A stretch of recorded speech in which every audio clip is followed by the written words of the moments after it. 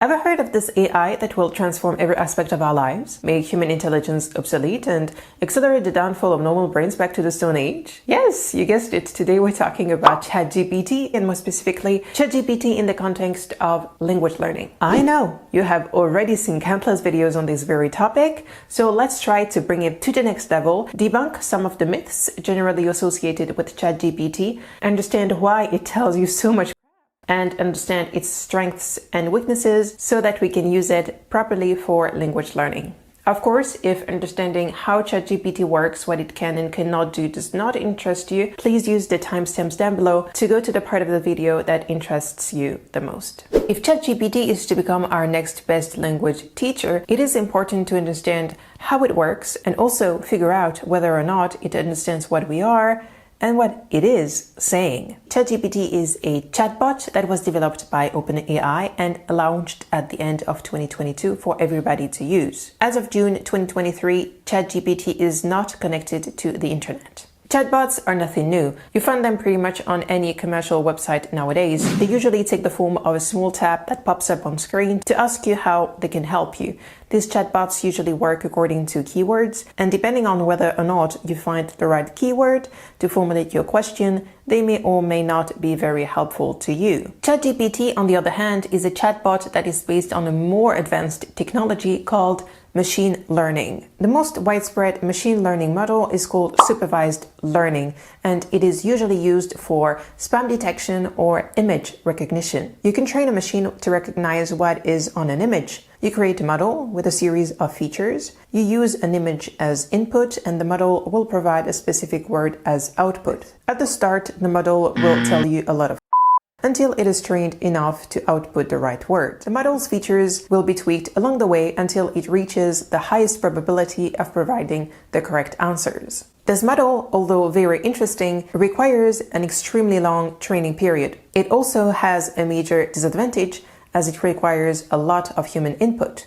However, this is not the way ChatGPT works. ChatGPT was thought out to take the form of a conversation, so this machine learning model was not appropriate. Rather, ChatGPT is based on a baseline model, i.e., a model that was first trained to perform generic tasks before being tweaked to perform more specific ones. In the case of ChatGPT, the baseline model is none other than GPT, which stands for Generative Pre-trained Transformer. Interestingly enough, this baseline model was trained to perform a most unusual task, that is, guessing the upcoming word in a text. So the input would be any word, any part of sentence, or even any text, while the expected output would be any word that would be a plausible completion to said input. An example would be the mouse is eaten by, with the cat as output. You may wonder why anybody would want to train a machine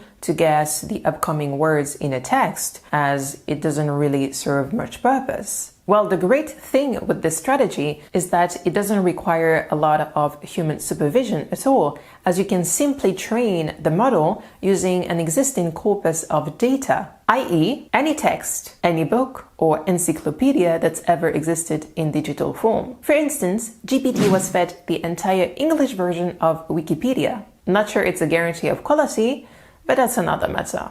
As with other machine learning models, the features of the model were tweaked, adjusted along the way to ensure it gives the most plausible answer. That is, the word that is most likely to appear as completion of a specific sentence, phrase, or text in input. GPT-3 is equipped with no fewer than 175 billion parameters. It is important to understand that GPT was not trained to provide true answers. The model was trained to provide a plausible output. For instance, if you ask GPT when Christopher Columbus discovered America, it will tell you 1492, not because it knows it as a historical fact, but because most, if not all, the texts it was trained with associate Christopher Columbus' discovery in America with this very date. However, the proof that it doesn't understand what you're asking is that if you change Christopher Columbus for another name, it will give you the exact same answer. I was not able to access GPT myself, as you apparently need an API access to be able to use it, and I just couldn't be bothered.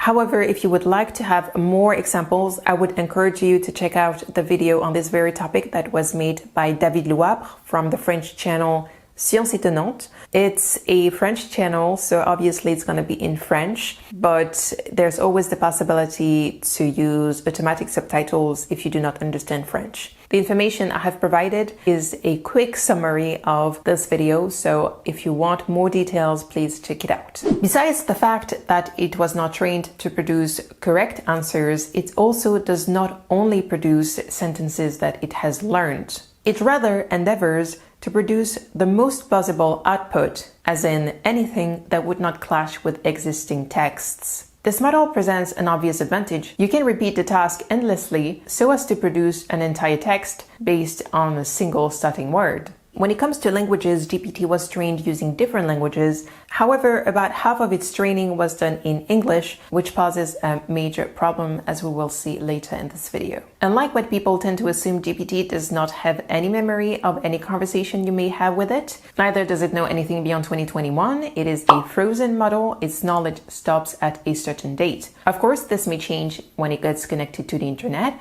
but for now, that's the way it is. Now that we understand the baseline model on which ChatGPT is based, let's learn a little bit more about ChatGPT itself. As I said, GPT was not trained to be a chatbot. It was trained to complete sentences or texts. ChatGPT uses a pre-established prompt, which is an introductory phrase or paragraph that will help the machine to understand what you are expecting from it.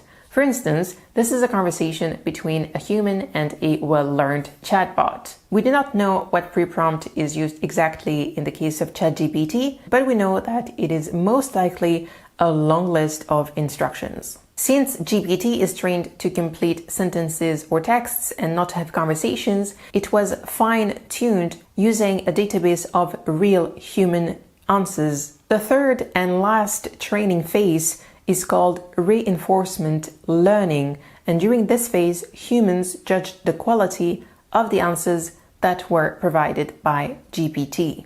With this short summary, we now understand that ChatGPT does not think, it does not ponder, it does not reflect, neither does it have any memory of any kind of conversation you may have had with it, and it is not connected to the internet. It generates plausible answers in which words go well together based on its database. Now that we know this, let's try to find out if GPT is an appropriate language teacher.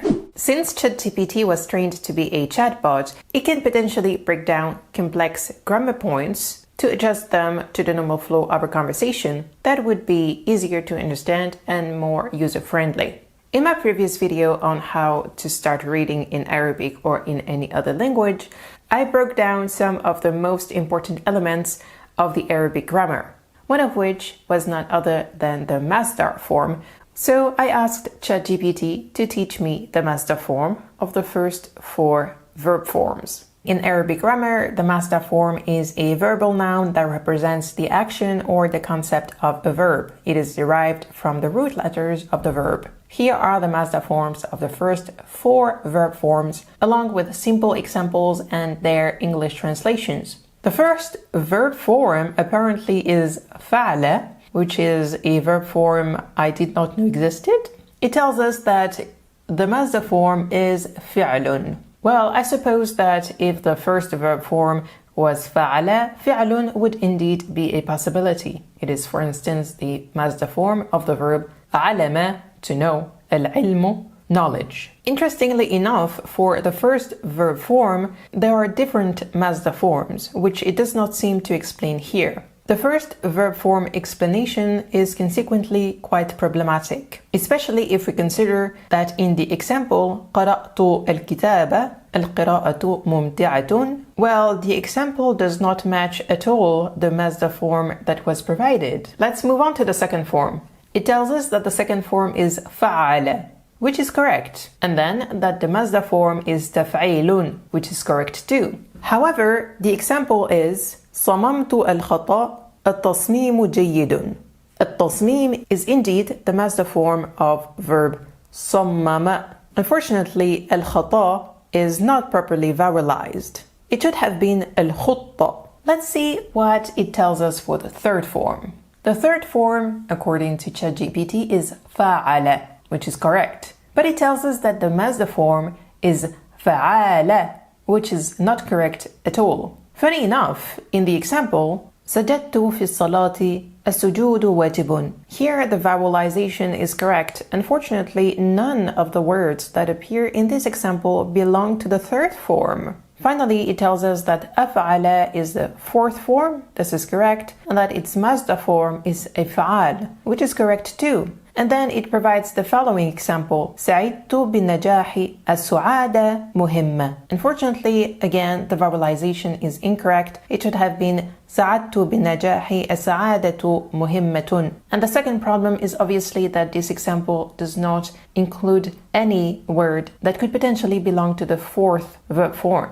I was quite confused with this first conversation, so I asked ChatGPT to provide more explanations when it comes to the example sentence it provided for the third verb form. I asked, "You are an Arabic expert. Tell me if the third verb form of Arabic appears in this sentence." It responded, yes, the third verb form فعل, which is definitely not the third verb form of Arabic, does appear in the sentence you provided. The verb form you are referring to is sajada in the past tense, which means to prostrate. In the sentence, it is conjugated as sajadtu. The content of this sentence makes me understand that ChatGPT does not understand anything it is saying about the Arabic grammar. Since it was telling me a lot of crap, I tried to stir the conversation in the right direction by asking, "Are you sure the verbal noun of the third verb form is fi'ala?" You are correct, and I apologize for the mistake. The Masdar of the third verb form, fi'ala, in Arabic is not fi'ala,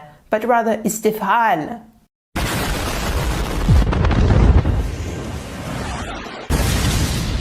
I stopped the conversation here simply because it went on like that for 2 or 3 more answers, in which it provided completely nonsensical answers, at least for anybody who knows the Arabic grammar, which tends to indicate that it will go on like that until you are satisfied with the answer it provides. Obviously, it's impossible to check all the aspects of the Arabic grammar in one single video, but if it struggles with something as simple and straightforward as a masdar, it's unlikely that it would be much more competent for other more complex aspects of the Arabic language. But I might be wrong. ChatGPT can also be used to practice reading, especially at the beginning. Reading Arabic without vowels can be quite challenging, especially as a beginner. So you can ask ChatGPT to write short stories for you while adding vowelization. So I asked ChatGPT to provide a short story in Arabic about Japan and to make sure that every word was vowelized. The text reads: كان يوسف واحدا من الشباب الذين كانوا يحبون الثقافة اليابانية instead of اليابانية. لقد قرأ العديد من الكتب وشاهد العديد من الأفلام عن هذا البلد البعيد. طمح يوسف كان instead of طموح يوسف كان أن يزور instead of يزور اليابان يوما ما وأن يستكشف جمالها الفريد. قرر يوسف أن يقوم instead of يقوم برحلة إلى اليابان. حضر جواز سفره instead of حضر جواز سفره وأمواله وبدأ البحث عن تذاكر الطيران. We are about halfway through and there are already quite a few mistakes, so I definitely encourage you to be cautious here too. The fact that there are so many problems when it comes to vowels in Arabic might be a little bit strange. However, if we go back to the first part of the video and remember that GPT was trained using a corpus of existing texts, we can easily understand why there are so many problems, as most existing texts in Arabic do not include vowels.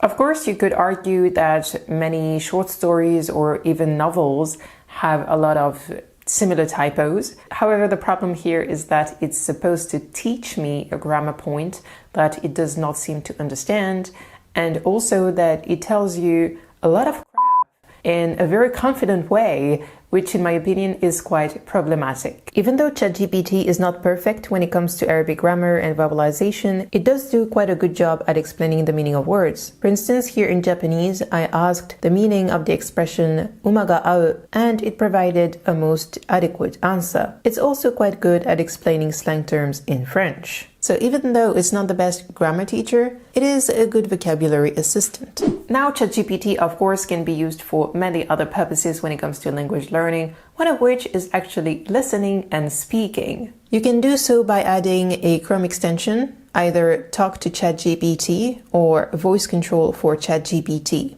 Both extensions come with a lot of different features. You can, for instance, adjust the read out loud speed to make it faster or slower. You also have the possibility to choose your voice preference, so if you prefer the voice of a man or a woman. However, most voices, if not all, sound quite artificial. Depending on your needs, you can also make the input and output languages different. Both extensions allow for all conversations. However, I do not use these extensions for this purpose, mostly because I cannot bear the sound of these robot-sounding voices. I personally prefer to use these extensions to produce texts on topics that interest me, which can then be read out loud for pronunciation purposes or to train listening comprehension skills. Of course, you can generate texts based on your current level, for instance, by asking ChatGPT to only use vocabulary known to primary school students, junior high, or senior high students. With both extensions, you can play with speed adjustments depending on the kind of training that you wish to have. Of course, you can also import your own texts or articles, short stories, parts of novels that you would like to read or be read out loud for listening comprehension training. You simply need to copy and paste the text into ChatGPT and then activate the sound. For further training, you can ask ChatGPT to ask you questions about the content of the text you have just read or listened to and respond in your target language. Unfortunately, this extension does not yet include Arabic, so listening and speaking skills cannot yet be trained on ChatGPT using these extensions. In my opinion, these do not replace at all the many benefits of having a language partner, mostly because conversations are also about facial expressions, tone, filling words, which you will not get with this chatbot. That's all for today's video. It ended up being quite long. At least I hope that you got to understand how ChatGPT works if you did not know already, and also understand that it still has many flaws and that it's not necessarily the go-to resource if you want to master a language. Of course, this may change the day it gets connected to the internet, but for now it's not the case. Thank you for watching, and I will see you in the next one.